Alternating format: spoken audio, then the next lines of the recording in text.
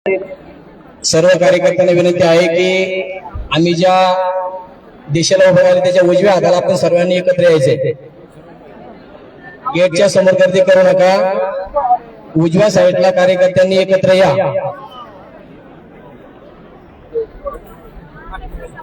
भाजप शिवसेना युतीच्या सर्व कार्यकर्त्यांना विनंती आहे की आम्ही ज्या दिशेने उभा आहे त्या उजव्या हाताला तुम्ही सर्वांनी एकत्र या। गेटवर गर्दी करू नका। सर्व उमेदवारांना फॉर्म भरायला जायचं आहे तरी कृपया गेटवर गर्दी करू नका।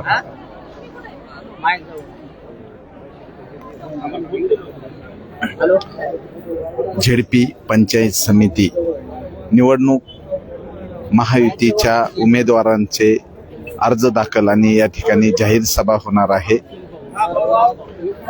तर या ठिकाणी महायुतीच्या उमेदवाराचे पंचायत समिती आणि जिल्हा परिषद माजी सभापती गटासाठी निवृत्तीभाऊ अर्ज शेटे, दाखल करण्यात येत आहे। माजी सभापती आदरणीय निवृत्तीभाऊ शेटे कृपया स्टेज व्यासपीठावरती या। जाऊया।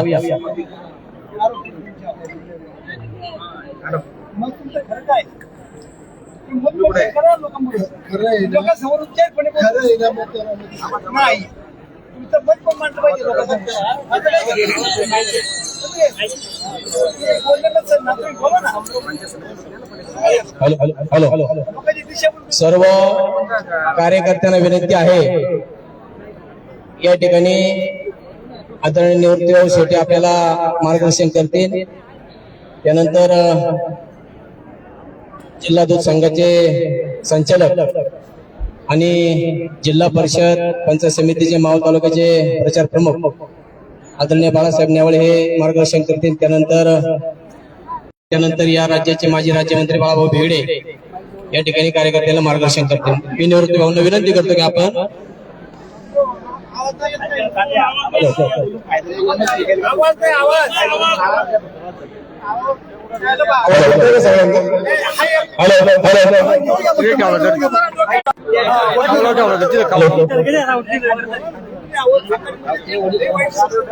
निवृत्तीभाऊ शेटे हे या ठिकाणी मार्गदर्शन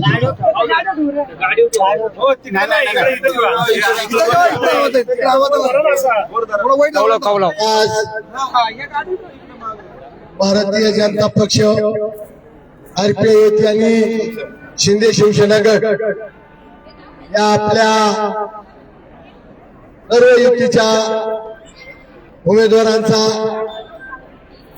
उमेदवारी अर्ज भरण्यासाठी तालुक्यातून आलेले सर्व पक्षाचे कार्यकर्ते पदाधिकारी उमेदवार आणि मान्यवर मित्रांनो, येत्या 5 जानेवारीला 5 फेब्रुवारीला आपल्याला या मावळ तालुका पंचायत समिती जिल्हा परिषदच्या निवडणुकीच्या संदर्भात आपल्याला मतदान करायचं आहे। मी सगळ्यांना आवाहन करतो की येणाऱ्या 5 तारखेला आपल्याला सर्व उमेदवारांना जी आजची आपली ही उमेदवारी अर्ज भरायची जी रॅली झाली, हा आनंद उत्सव साजरा करण्यासाठी आपल्याला पुन्हा 6 तारखेला एकत्र यायचं आहे।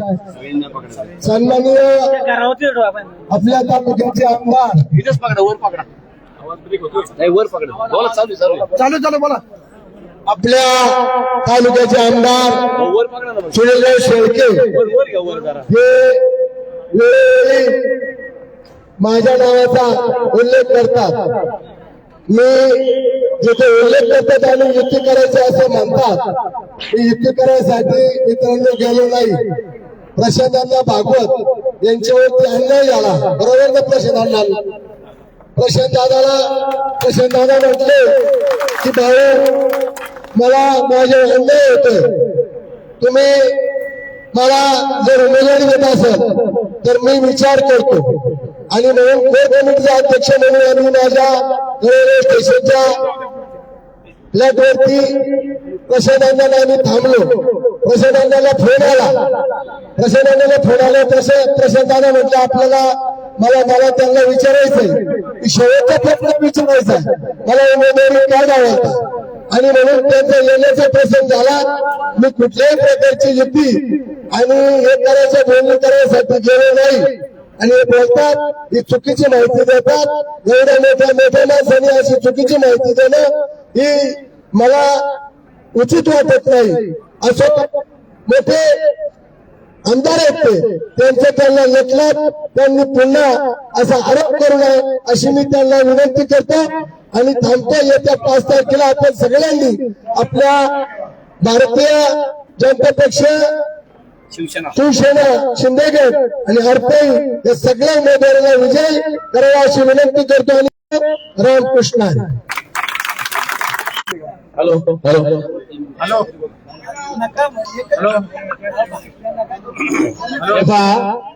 यानंतर आपल्या प्रदेश किसान मोर्चाचे अध्यक्ष आदरणीय गणेश भाऊ वेगळे उपस्थित कार्यकर्ते बंधू भगिनींनो, खर तर आपली फक्त फॉर्म भरायची रॅली होती. आपल्याला राज्यातल्या नेत्यांची सभा भविष्यात मिळणार आहे. सकाळी 10 वाजता आम्ही या रॅलीसाठी वेळ मागितलेली होती. आम्हाला असं सांगण्यात आलं की समोरच्याही देखील पार्टीचे आजच फॉर्म भरणार आहेत आणि त्यांना आम्ही 10 ते 12:30 ही वेळ दिलेली आहे आणि 12:30 ते 2-2:30 तुम्हाला वेळ दिलेली आहे. आम्ही आदर्श आचारसंहितेचं पालन करून आमची जी रॅली आहे ती पंचमुखी मारुती पासून 12:30 ची 1 वाजता चालू केली की आपल्याला कुणाचा काम डिस्टर्ब करायचं नाही आणि म्हणून आम्ही 1 वाजता केली. पण समोरच्यांना खुजली मारे खुजली भाषण करायचं लांब होत आहे. 10 वाजल्यापासून आमचे कार्यकर्ते आले. केवळ पोलीस डिपार्टमेंटने सांगितलं 12:30 नंतर तुमची, त्यांची 12:30 पर्यंत म्हणून थांबलो. आमच्या संयमाला भित्रेपणा समजू नका. मी परत सांगतोय, तुम्हाला तालुक्यात उतरेल बघायचंय का ते सांगा, म्हणजे मग करतो. कालपासून ऐकले, तुमची पत्रकार परिषद पण ऐकली. आताच काय भाषण ऐकलं ते काय उगाच लांब होत होते, काही कारण नाही, काय नाही. लोकांची अडवणूक. अरे सूर्य किती, कोंबडा किती झाकला पाठ व्हायचे राहिले रे. अरे ही जनता सार्वभौम आहे, ती ठरविल ना. कालपासून मी ऐकतोय प्रशांत दादा मेघाताई, प्रशांत दादा मेघाताई.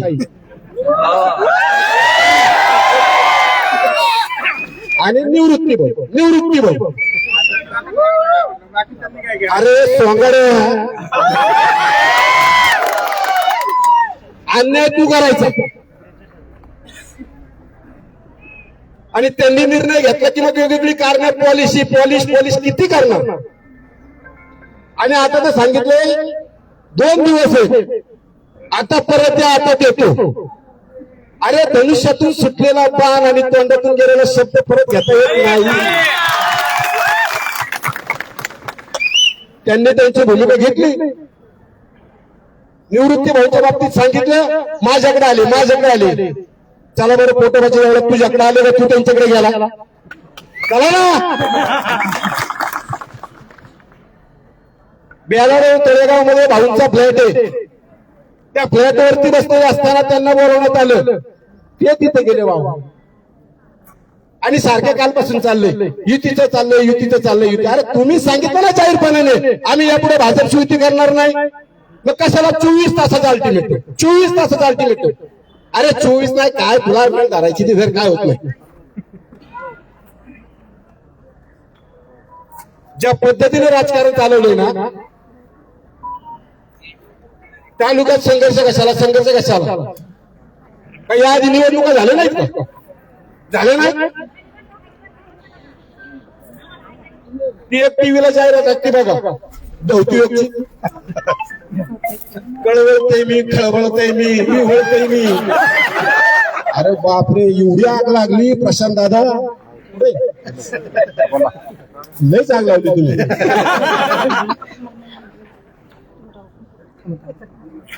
आणि कारण काय सांगितलं जातं, किती जागा ओबीसी गटाला आल्या तिथं दिल्या. अरे बाबांनो, जरा निवडणूक आयोगाचे नियम परत समजून घ्या.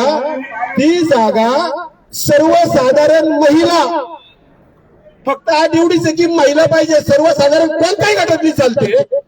मग तिथे कशाला जाती पाहिजे? ओबीसी आमका फलाना कशासाठी पाहिजे? का ओबीसीला डावण्याचा कार्यक्रम करता? खरं म्हणजे मला जाती भेदावरती अजिबात बोलायचं नाही. भारतीय जनता पार्टीने असा कधी उद्योग केला नाही. अरे पंचायत समितीत आमची सत्ता होती, सभापती पण त्या ठिकाणी ओपन होतं. आम्ही शेड्यूल कास्ट मधले ज्योतिबाई शिंदेना सभापती केलाय. हा आमचा इतिहास आहे.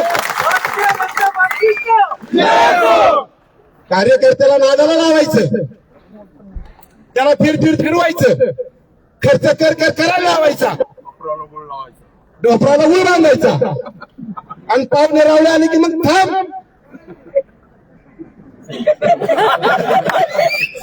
हे काय चाललंय? मी तुम्हाला अजून एक सांगतो. तळेगाव दाभाडे नगरपालिकेच्या इमारतीचं उद्घाटन झालं.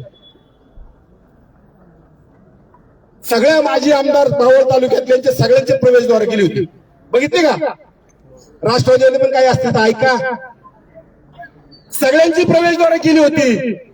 माजी आमदार रघुनाथ दादा सातकर प्रवेशद्वार, माजी आमदार कृष्णराव भेगडे प्रवेशद्वार, माजी आमदार दिगंबर दादा भेगडे प्रवेशद्वार, माजी आमदार BS गाडे पाटील प्रवेशद्वार. फक्त मराठा समाज. अरे दिवंगत झालेल्या आमदारांची जर प्रवेशद्वार करायची होती तर बाळासाहेब पारदूर सुद्धा या तालुक्याचे किंवा विधान परिषदेचे माजी आमदार होते ना, त्यांचा काय लावला नाही? ओबीसी आहेत म्हणून, ओबीसी आहेत म्हणून तर तिन्ही समाजाचा तुम्हाला वावड आहे. मी परत सांगतो, मला जातीभेदावरती जायचं नाही, पण तुम्ही ज्या पद्धतीने करताय ना हे योग्य नाही, एवढं लक्षात ठेवा. मी तालुक्यातल्या तमाम या सगळ्या ओबीसींना आवाहन करतो की जा विचारावा लागेल. आजच्या या तुमच्या या ठिकाणी बोलण्याच्या माध्यमातून मी जा विचारतो, याचं उत्तर द्या. तळेगाव दाभाडे नगरपालिकेत नगराध्यक्षपद ओपन मध्ये आरक्षण होतं. आम्ही राजेंद्र जांभूळकर नावाचा ओबीसीतला कार्यकर्ता नगराध्यक्ष केला. अरे कार्यकर्ता जर सक्षम असेल ना तर त्याला ही संधी दिलीच पाहिजे. तुम्ही कसे पावले 2019ला अन्याय झाला. आता त्याच्यावर नाही झाला अन्याय, पण त्यांनी भूमिका घेतली तर एवढी काय वळवळ? मिरची लाग तुझको मिरची लगी तो मैं क्या करू?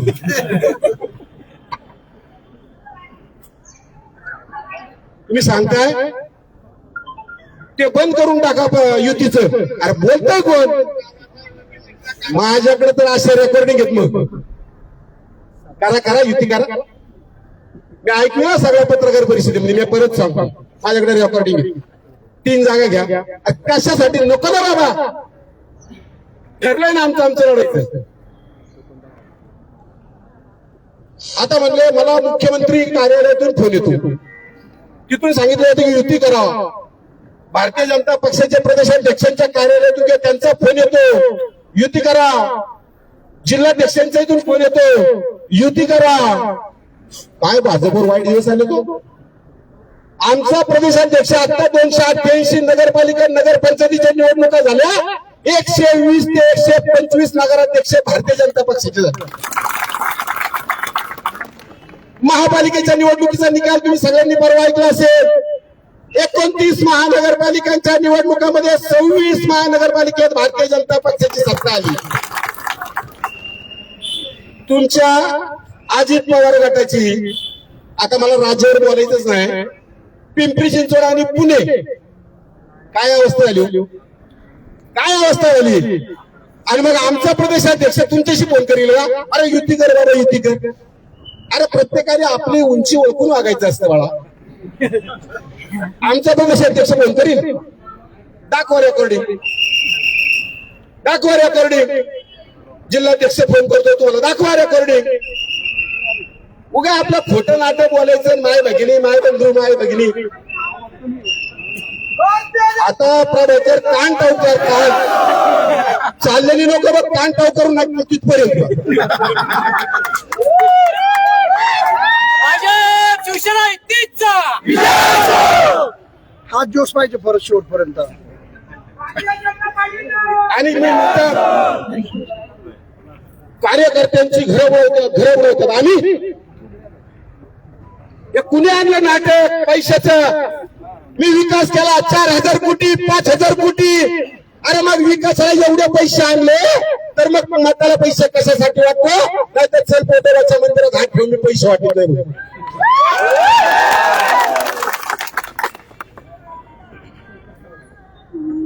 बाळा वेगळे गणेश वेगळे कोण विचारतो भारतीय जनता पार्टी? सगळे बाळा वेगळे गणेश वेगळे इथं उभे म्हणा. अरे बेट्या, तो भारतीय जनता पक्षाचा माजी राज्यमंत्री आहे, त्याचबरोबर तो प्रदेश भारतीय जनता पार्टीचा उपाध्यक्ष आहे आणि मी किसान मोर्चाचा प्रदेशाध्यक्ष आहे.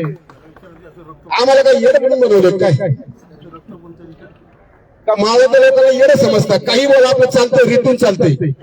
हा,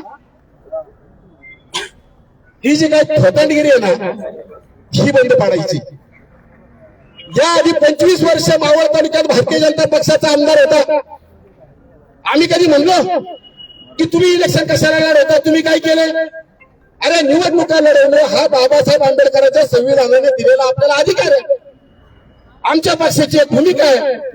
ती भूमिका घेऊन आम्ही लोकांमध्ये जाऊन जर मतं मागत असेल तर तुम्हाला प्रॉब्लेम काय? तुम्हाला प्रॉब्लेम काय? आणि म्हणून यांना इलेक्शन लढवायचा अधिकार नाही. हे उगाच हे करतात, लोकांची घरं बुडवतात, लोकांची घरं बुडवतात. तुम्हाला एक सांगतो, देऊ नगरपंचायत नाही, सगळ्याच नगरपंचायत नगरपालिका आहे. मी सांगू का कुणा कुणाच्या जमिनी विकल्या? माझ्याकडे सगळे पेपर मी घेतले. कुणा कुणाचे कुणा कुणाचे फार्म हाऊस लिहून घेतले दाखवू? कुणा कुणाचे फ्लॅट लिहून घेतले दाखवू? कुणा कुणाच्या जमिनी पतसंस्थांमध्ये गहाण ठेवून पैसे घेतले सांगू? नाहीतर तुम्ही तरी दाखवा आम्ही कोणत्या कार्यकर्त्याला त्याची जमीन घेतली त्याला पैसे दिले लढ म्हणलो. अरे आमचे तो धंदा नाही आणि आमचा ती नीती पण नाही. लक्षात ठेवा, घर बनवण्याचे धंदे कुणाला सांगता? हे जे काही सगळं चाललंय ना, आम्हाला म्हटलं तुम्हाला मत कशासाठी द्यायची? कशासाठी द्यायची? आता संपत आलं काय लावून पाहिजे? मत कशासाठी द्यायची? या तालुक्यामध्ये जो विकास कामात चाललेला भ्रष्टाचार आहे तो थांबवण्यासाठी आम्हाला मत पाहिजे. प्रत्येक कामातल्या 20% कमिशन थांबवण्यासाठी आम्हाला मत पाहिजे. या तालुक्यातल्या पावसाळ्यात रस्त्यांची झालेली दुरावस्था बघितली, ते नीट करण्यासाठी आम्हाला पाहिजे. अरे आमदार तुम्ही, तालुक्याचे लोकप्रतिनिधी तुम्ही, आणि आम्हाला विचारताय किती फंड आणला? मग आमच्या आमदार असताना तुम्ही किती फंड आणला असं आम्ही विचारलं चालेल? आणि एक लक्षात ठेवा, हे भांडगुळ असतं ना, भांडगुळ बघा ते झाडावरती चढतं, मोठ्या झाडावरती चढतं ना, त्याला काय असतं स्वतःच? अरे त्या राज्यात या भारतीय जनता पार्टीच्या देवेंद्र फडणवीसांची सत्ता आहे आणि तुम्ही त्या सत्तेत मागून भाड्याने राहताय. थोडी जरी कुठेतरी असेल ना तर सोडा सत्ता बाहेर राहा आणि मग दाखवा तुमचा रुबाब. काय म्हणला मला नाही आपण मी कुणाला घाबरू? बरोबर. अरे या तालुक्यात इतक्या याच्या स्कीम आल्या जलजीवनच्या. या जलजीवन मध्ये 60% निधी केंद्राचा, 40% निधी राज्याचा. या तालुक्यामध्ये किती 7 स्कीम जवळपास आहेत. या 7 स्कीमला आता 4-4 वर्ष होऊन गेली. कुणी ठेकेदार दिले? ठेकेदाराचं नाव एक आहे आणि करणार तुमचे बगल बच्चे. माल माझाच घ्यायचा, कमिशन मलाच द्यायचं, हा धंदा आहे ना? काय या तालुक्यातली एक पण जलजीवनची स्कीम पूर्ण झाली नाही. जलजीवन स्कीमचा अर्थ काय? नरेंद्र मोदीजींनी सांगितलं की प्रत्येक घरात नळाने पाणी गेलं पाहिजे. माझ्या महिलेच्या आरोग्यावरचा हंडा मला पुरवायचा आहे आणि म्हणून ही स्कीम नरेंद्र मोदीजींनी आणली ना. या आमच्या खेड्यापाड्यातल्या वस्तीवरती पाड्यावरती राहणाऱ्या महिला जे डोंगरातून पाणी आणतात डोक्यावरती हंडा घेऊन, त्याच्यासाठी ही स्कीम आली ना. या स्कीमच्या माध्यमातून जिथं लांब गावापासून वस्ती झाली त्या वस्तीला पाईपलाईन टाका. त्या पाईपलाईन टाकून त्या पाईपलाईनने त्या घरात पाणी गेलं पाहिजे ना. ही स्कीम कुणाची आहे? ही नरेंद्र मोदीजींची राज्य सरकारची स्कीम आहे. ती या तालुक्यात एकही अद्याप पूर्ण झालेली नाही. कुठे कमी दर्जाचे पाईप, कुठे त्या टाकीचं कामच नाही, अशा अनेक तक्रारी आमच्याकडे आल्या. या जलजीवन स्कीम पूर्ण करता भारतीय जनता पार्टीला मतं पाहिजे आणि याच्यासाठी आम्ही मतं मागणार आहे. खरं तर आजच सगळे विषय सांगणार नाही, कारण मला प्रत्येक ठिकाणी जाऊन बोलायचं एक एक विषय जो आहे तो भारतीय जनता पार्टीला मतं कशाला पाहिजे, तो कोण देणार आहे. काय या तालुक्यामध्ये हा हायवे जातो, काय परिस्थिती आहे. त्या तिकडून देवराच्या सेंट्रल चौकापासूनच जरा चला जाता येते तिथून बाहेर. सोमट्या फाट्यावरती काय परिस्थिती आहे, टोल नाक्यावरती काय आहे, लिंब फाट्यावरती काय आहे, वडगाव फाट्यावरती काय आहे, काना फाट्यावरती काय आहे. एक तरी उठून करता आला का 6 वर्ष तुला वरे लय विकासाच्या गप्पा मारतो. किती गेले, किती वेळी गेले म्हणे मी विकास केला, विकास केला. हा विकास केला. कृषी पर्यटनाला संधी असताना काय केलं, मी स्कायवॉक केला, स्कायवॉक केला लोणावळ्यात. अरे लोणावळा हे थंड हवेचं ठिकाण आहे, पर्यटनाचं स्थळ आहे. महाबळेश्वर आहे, माथेरान आहे, लोणावळा आहे, खंडाळा आहे, चिखलदरा आहे. ही अशी जी उंच हवेची ठिकाण आहेत ना, राज्य शासनाचं धोरण असतं की पर्यटनाचा विकास करणं ही राज्याची जबाबदारी आहे. या ठिकाणी पर्यटक आला तर त्याला काहीतरी वेगळं पाहिजे आणि म्हणून त्या स्कीम मधून त्या स्कायवॉकचा प्रकल्प लोणावळ्यात टाकला. हेच उरवायला लागले, मी आणला. मी काय राज्य शासनाच्या स्कीम आहे.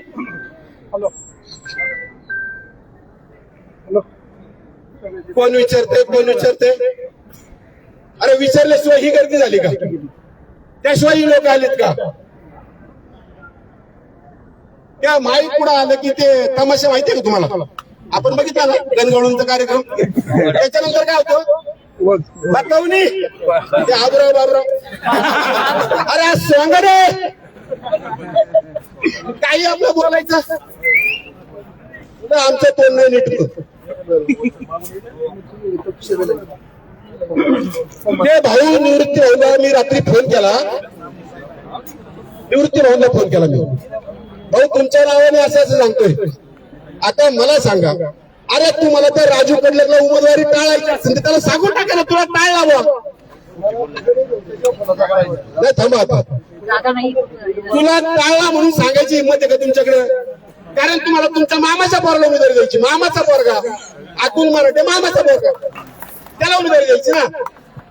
मग तर आता या संतोष जांभूळकरची मी ऐकलं का तुमच्याच चॅनलवर, ते विचारांनी बरीच व्यथा मांडली. आता मला नाही मांडायची ती, त्यांनी तर आमच्या प्रश्नाला नाव घेतलं ते म्हणले.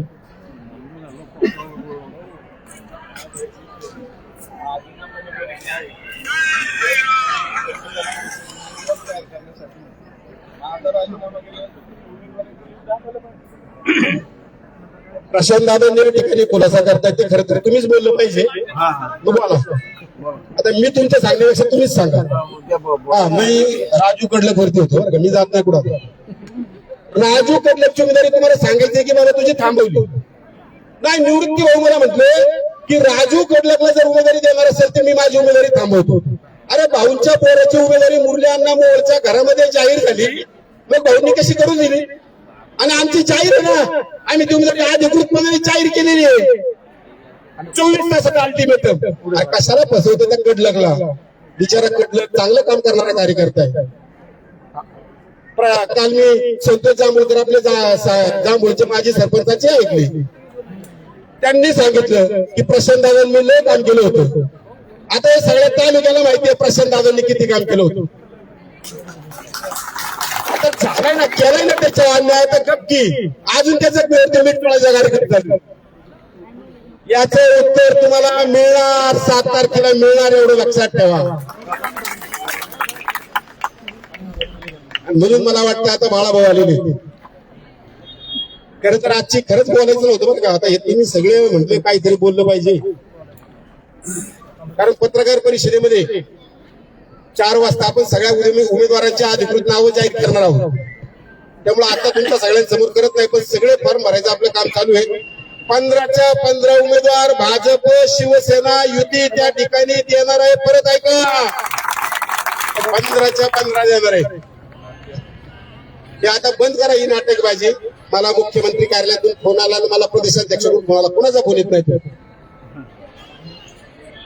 बाळा होऊन एकदा डिक्लेअर केलं ना की युती नाही, संपला विषय.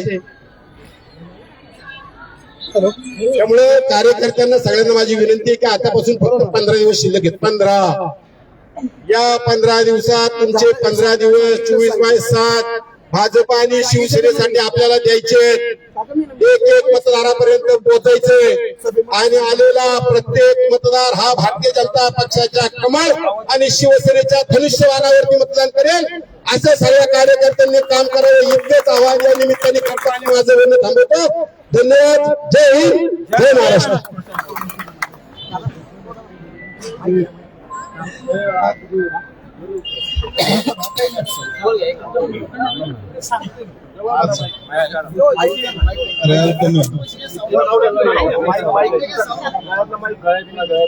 आवाज येत इथे येतो आवाज. तात्या सुरू करा.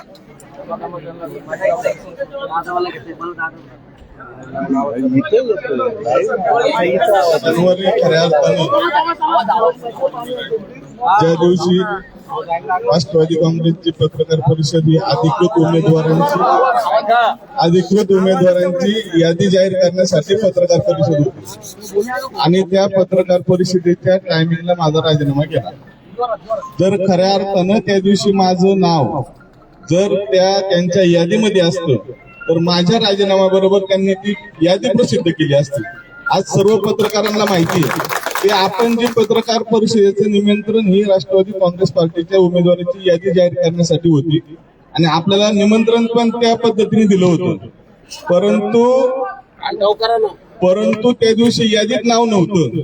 मग आता यादीत नाव नव्हतं म्हणजे फसवाफसवी कुणाची होती हेच मला जनतेला विचारायचंय. आणि सामान्य कार्यकर्त्याला न्याय द्यायचाच नाही काय? सामान्य कार्यकर्ता जर एमपीएससीची परीक्षेसाठी काम करत असेल गेले 5 वर्ष आणि त्याला म्हणायचं तू 12वीच्या परीक्षेला बस, म्हणजे 5 वर्ष केलेलं कष्टाचं फळ कोण देणार? हीच घटना मला जर आपल्यासारख्या नेत्यांच्या पुढं एखाद्या नेत्याच्या कुटुंबात घडली असती तर आमच्या सारख्याला घरातून बाहेर पडून दिलं असतं का? या सर्वसामान्य कुटुंबावर जर अन्याय होत असेल तर त्याचा न्याय मागायचा कुठं? आज मी खऱ्या अर्थाने ही भावना व्यक्त करतो आणि माझं एकच म्हणणं आहे, ज्यावेळी अन्यायाची बाजू येते त्यावेळी न्यायासाठी उभं राहायचं असतं आणि त्यात उभं राहणारा कोणतरी एक असतो, त्यात हाही प्रश्न बस.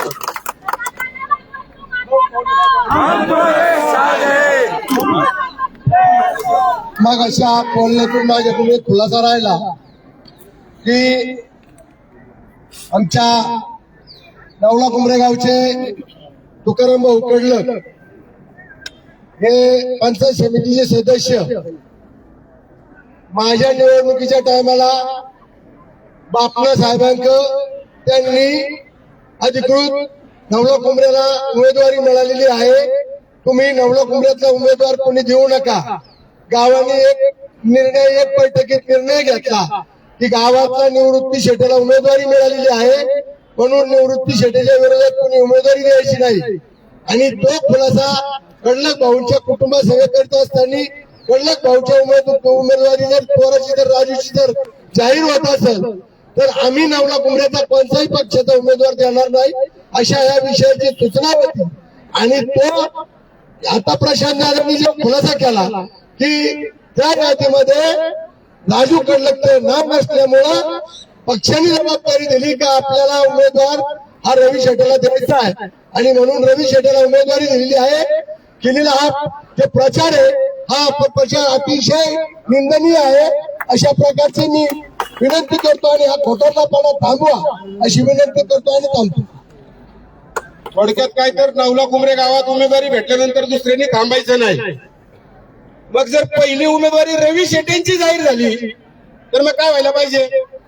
आणि हा राहिलं सांगायचं तेवढं सांगतो. स्वर्गीय दिगंबर दादा भेगडे यांना श्रद्धांजली वाहण्यासाठी त्यांच्या कुटुंबात उमेदवारी इंदुरी गणाची दिली, तर त्यांना बिनविरोध देऊन मी त्यांना श्रद्धांजली वाहणार आहे. हे मी बोललेलो नाही, आम्ही सांगितलेलं नाही, आम्ही मागितलेलं नाही. तरी देखील तुम्ही तुमच्या मनाने जाहीर केले ना, आणि त्यांच्या आव्हानाला प्रतिसाद देत इंदुरी गणातून भारतीय जनता पक्षातर्फे माजी आमदार स्वर्गीय दिगंबर दादा भेगडे यांचे पुतणे श्रीकृष्ण अण्णासाहेब भेगडे यांना उमेदवारी दिलेली आहे आणि ती 3 दिवसांपूर्वी जाहीर केलेली आहे. मग काल तुम्ही ढोरे नावाचा कुणीतरी एक कार्यकर्त्याची उमेदवारी का दिली? बोलायचं एक करायचे हे बंडल माझे म्हणून म्हणतो आज सोंगाड्या आपल्या उमेदवार गाडा मला की माझी सेकंड पण होणार.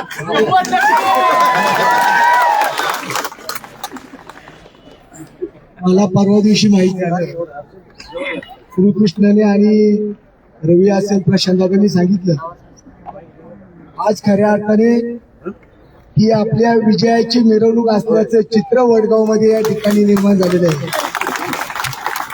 मित्रांनो, पुढचे 15 दिवस आपण सगळ्यांनी दिवस रात्र एक करून आपल्या गटातील आणि गणातील उमेदवारांसाठी आपल्याला जेवढं शक्य आहे तेवढे सगळ्यांनी प्रयत्न करायचे आहेत. आणि आपले सगळे उमेदवार 5 तारखेला होणाऱ्या मतदानातून सकाळी 7:30 ते संध्याकाळी 5:30 आणि निकाल किती तारखेला आहे? 7 तारखेला. तर त्या अनुषंगाने सगळ्यांनी तयारी करावी. आपल्या सगळ्यांना उद्याच्या या निवडणुकीच्या विजयाच्या शुभेच्छा देतो. धन्यवाद. जय हिंद, जय महाराष्ट्र. राजू बोलायचा बोला, राजू बोखांड राजू बोलायचा नाही बोला. 1 मिनिट फक्त एक खुलासा करतो की शिवसेनेचे जिल्हा प्रमुख राजूभाऊ खांडबर आणि आपल्या तालुक्याची ज्यांच्याकडे आता या युतीच्या प्रचार प्रमुख पदाची जबाबदारी दिली ते जिल्हा बँकेचे माजी संचालक आणि दूध उत्पादक संघाचे संचालक बाळासाहेब नेवाळे हे यापुढे युतीच्या सगळ्या भूमिका आणि सगळे विषय ते स्वतः त्या ठिकाणी मांडणार आहेत. त्यामुळे ते म्हणले की आता पत्रकार परिषदेच्या माध्यमातून जे काय माझं मत व्यक्त करायचं ते मी 4 वाजता आपली पत्रकार परिषद आहे ते सविस्तरपणाने बोलतील. पार्टी कार्यालय भारतीय जनता पार्टीचं वडगाव शहर कार्यालय तिथं होईल आणि त्याच्यात आपली सर्व उमेदवार यादी देखील जाहीर करतो. आता हे सगळे भाजप शिवसेनेचे सगळे नेते त्या पत्रकार परिषदेला उपस्थित राहतील. त्यामुळे मला वाटतं आता अधिक या ठिकाणी न बोलता सगळ्या कार्यकर्त्यांना विनंती की आपापल्या गटाच्या भोजनाची व्यवस्था त्या संबंधित ठिकाणी केलेली आहे. तुम्ही त्या ठिकाणी जा, जेवण करा आणि नीटपणाने सावकाशपणाने घरी सगळ्यांनी पोचा. उमेदवारांनी या ठिकाणी थांबा आणि बाकीच्या सगळ्या कार्यकर्त्यांनी आपल्याला जायचंय. दरम्यानच्या काळामध्ये मी शांताराम बापूला विनंती करतो की आपण आभार मानावे.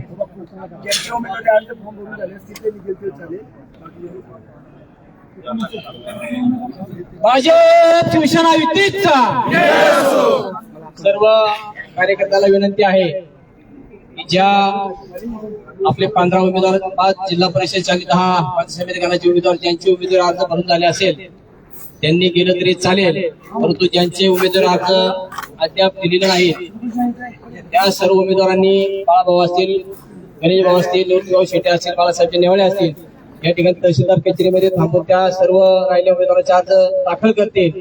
आणि इतर सर्व कार्यकर्त्यांनी प्रत्येक गटाच्या वतीने स्नेह भोजन ठेवलं आहे. त्या ठिकाणी आपण जायचे. विशाल लॉन्स, हिरकणी लॉन्स अशा ठिकाणी त्या ठिकाणी जेवणाची व्यवस्था केली आहे. त्या ठिकाणी आपण जावं. आपण अनमोल वेळ या ठिकाणी उमेदवार अर्ज भरताना सर्व कार्यकर्त्यांनी माता भगिनी दिल्याबद्दल मी भारतीय जनता पक्ष शिवसेना महायुतीच्या वतीने सर्वांचा आभार मानतो आणि आजची सभा आजचा कार्यक्रम संपला असे या ठिकाणी जाहीर करतो. बापू